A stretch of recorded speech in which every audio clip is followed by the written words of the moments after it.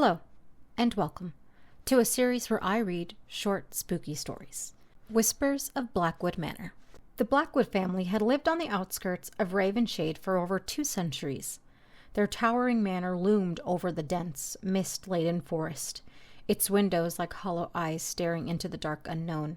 Few dared to visit, for the tales that shrouded the family in whispers were enough to keep even the bravest away. It was said that in 1825, Matthias Blackwood, the patriarch, had dabbled in forbidden rites, seeking to prolong his life. The townsfolk swore they heard inhuman cries emanating from the manor late at night, and those who ventured too close to the house reported a terrible sense of unease, as though something unseen watched them.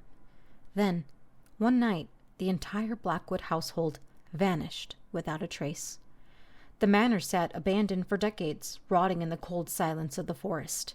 That is, until the descendants returned. In 1987, Jonathan and Margaret Blackwood, along with their twin children Evelyn and William, inherited the estate.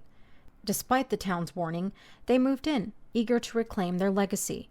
But from the moment they set foot inside, the house seemed to stir awake from its long slumber. Shadows flickered where there was no light. Doors locked and unlocked themselves, and the children often spoke of a whispering woman who stood by their beds at night, calling their names in a voice barely above a breath.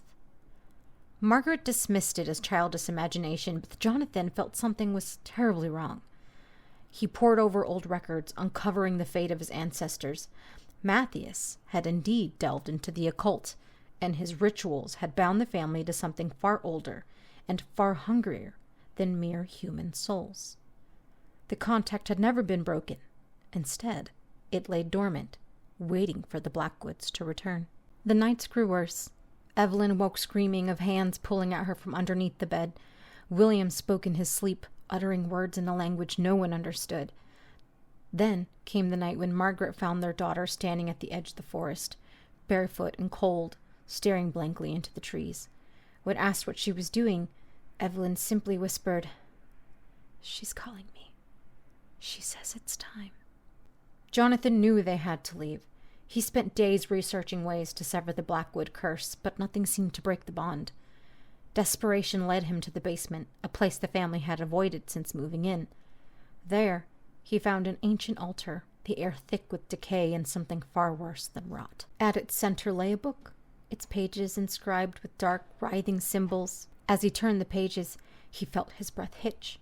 It detailed the ritual Matthias had performed, and how the family would never escape. The house would always call them back.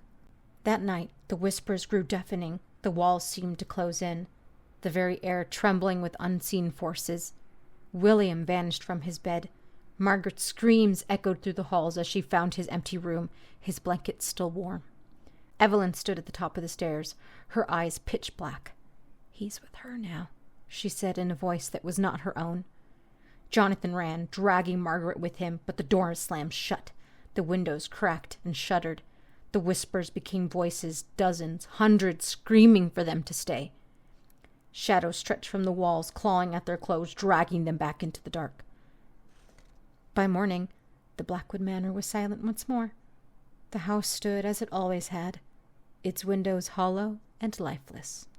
No sign of the Blackwoods remained.